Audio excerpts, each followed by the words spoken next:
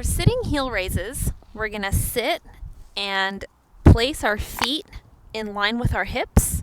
So what that means is that your ankle bone should be directly beneath your knee so that the knee joint is at 90 degrees, and our feet should be hip width distance apart. So I want you to do this with me right now. Go ahead and take your fist. We're going to take 1.5 fists. We're going to put them together.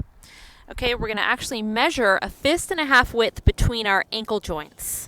So what that does is it brings our ankles hip width distance apart, which is really, really important for us to get the full maximal benefit of this exercise.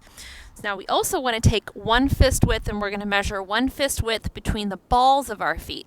So what that does is that you'll notice that your feet might look a little bit pigeon-toed to yourself. And that is going to actually put our feet in a nice straight position. So I think maybe what I need to do someday is dedicate a whole video to this whole thing about having our feet slightly pigeon-toed.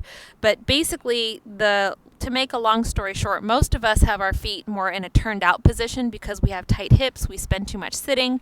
So for the purposes of a lot of my exercises here on YouTube, you're going to notice that I'm asking you to place your feet slightly pigeon-toed. There's a reason behind that, because that causes a better muscular activation in the hips for the purposes of what we're trying to accomplish here, which is not only get a good workout, but also improve posture. So, all of that being said, we want our feet hip width distance apart, pointed straight ahead, ankle bone beneath the knee. Now what we want to do is just go ahead and relax our arms at our sides, or you can have your palms up in your lap, either or. And then you're going to want to place a slight arch in your lower back by tilting your pelvis forward. Now you're going to want to maintain that arch, relax your stomach, and you're going to lift and lower your knees, lifting your heels up off the floor and then bringing them back down. So we want to do these with our stomach muscles relaxed. And what this does is it causes a muscular activation in the major hip flexor muscle, the primary hip flexor muscle of the body, I should say.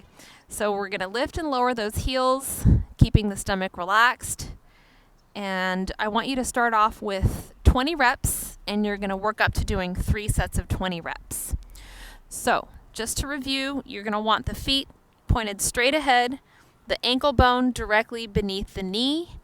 You're going to want to place that slight arch in the lower back, relax the stomach, look straight ahead, relax the shoulders, and lift and lower. Now, one thing I haven't mentioned yet is that when we're doing this exercise, we want to make sure that we're using the muscles here in the creases of our hip to lift and lower. So try this with me right now. Go ahead and take your thumbs and put them right in the creases of your hip. And then see if you can feel almost like a tensing or like an activation happening right there at the creases of your hip.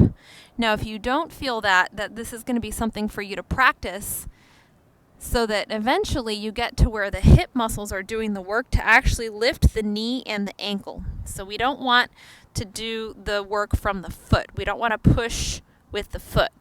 We don't want to lift with the foot. We want to lift here from the creases of the hip.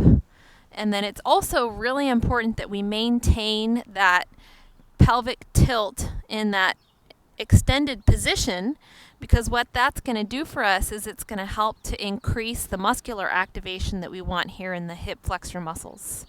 So practice that for a little while, see if you can get the hang of it. Doing this while keeping the stomach relaxed is probably one of the most challenging things. But if we can maintain that relaxed stomach, we can make sure that we're activating the correct muscles in our hips. So that's the hip flexor sitting heel raises without the pillow. So you're going to want to do 3 sets of 20 reps. If you have any questions about this exercise or about any of the other exercises here on my YouTube channel, please post them in the comments below. And like this video, please subscribe to my channel if you haven't already. And I look forward to seeing you again soon. Bye.